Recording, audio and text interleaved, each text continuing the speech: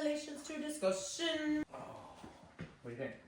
I think I was like going, how come this is so familiar? And it's familiar because we had read it ahead of this schedule just like a few weeks ago. Yeah. I don't know.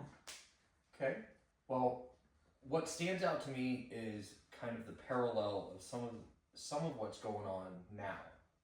It's been kind of a volatile time, and it's been very uncomfortable to publicly stand for how Jesus would be acting in this time, as compared to how we see a lot of our brothers and sisters approaching national politics, approaching immigration, approaching caring for the poor, the indigent, the unhoused. I mean, a lot of this is going on right now, right? And I find myself very much censoring the stance that I take out of fear of how it might damage my business. Not so much how it might damage personal relationships, because most of the people that I have regular interactions with I don't know exactly what the fear is with that. Can you think of a recent example of when you did that? I don't want to go into specifics because right. I don't want to. Right. No, but not I've been on calls with people that have very different political ideologies from us, and for clarity's sake, for the camera, I'm a libertarian. So I am in a very red state, a very Republican state. Oklahoma's very locked in at every level. And other political ideologies are demonized in a lot of ways. Libertarianism is mostly ignored. As long as you're not you're not one of those blue democrats or whatever that means. I don't know, but yeah, I don't agree with a lot of things, but I find myself keeping that kind of quiet. Yeah, that's pretty cowardly. Is what it is. It's fear. It's fear based. Well, I think that's an interesting conversation to have because, when are we supposed to speak up? Like, are we supposed to just be quiet? Are we supposed to fight? I mean, I don't ever want to be divisive, but I want to stand up for what's right. You know what I mean? So where is that line of? And I think the line happens just like it's happening now. It's when one people or group of people is harming or hurting another group of people. It's that's the goal, is that the marginalized, who did Jesus command us to care for? Care for the orphans, care for the widows, care for the foreigners, or it was care for the poor, care for the sick.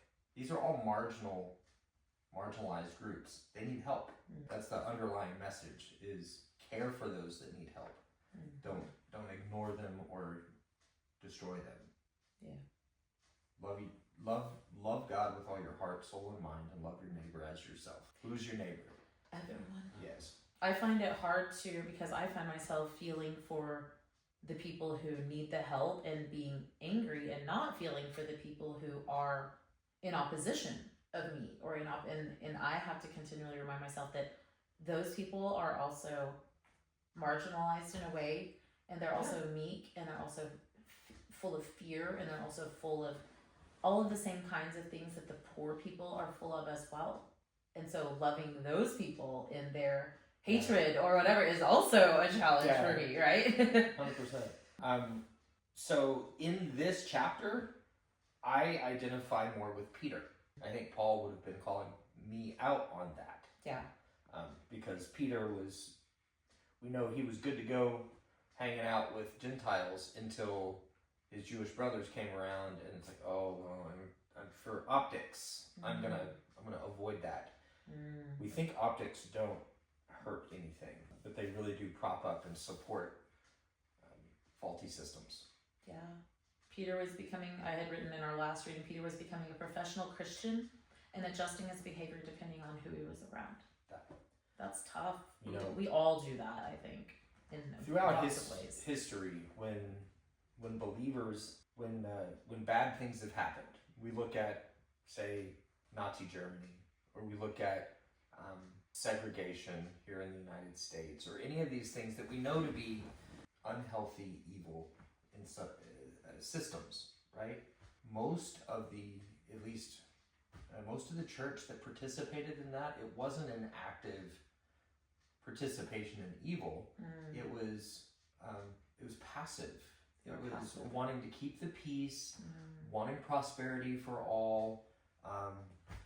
It's the insidious undercurrent of inactivity that is the vast majority of people, and the people that are actively, purporting or doing evil is a small percentage in comparison. So that's good. I mean, because I've called myself a pacifist before. Like, I'm trying to keep the peace, but really there's a tipping point where you have to take a stand up, try to make a difference. Yeah, it's no longer keeping the peace.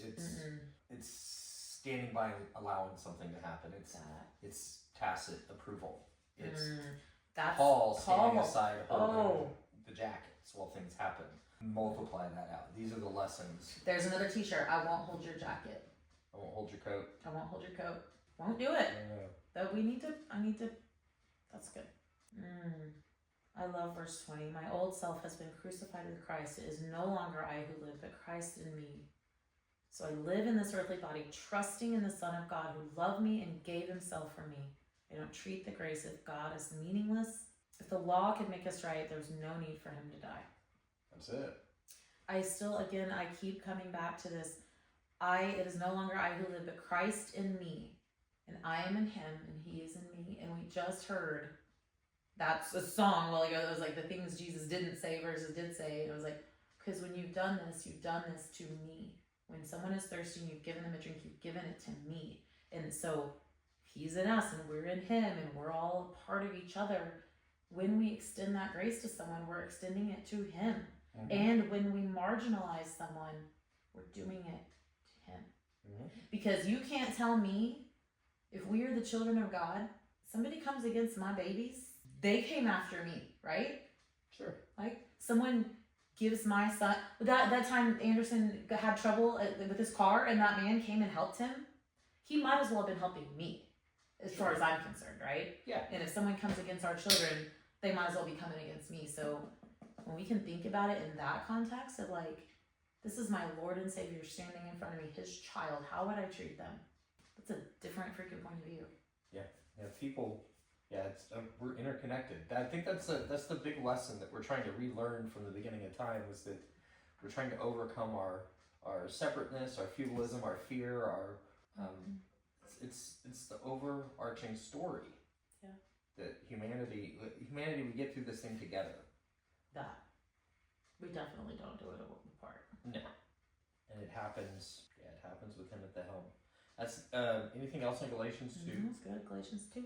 And that's why we're going to have the link. Yeah, you're going to be